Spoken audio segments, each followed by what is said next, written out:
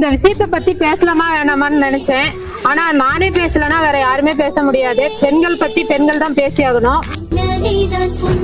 நம்ம மேக்கப் போடுறதுக்கு எவ்வளவோ செலவு பண்றோம். ஒரு சாரீஸ் எடுக்கணும், மேக்கப் ஐட்டம் வாங்கணும் அப்படின்னா நிறைய செலவு பண்றோம். ஆனா நம்ம ஹெல்த்துக்கு என்ன தேவையோ அதுக்கு நம்ம செலவு பண்றதும் இல்ல, அதை பத்தி கண்டுக்கிறதும் இல்ல.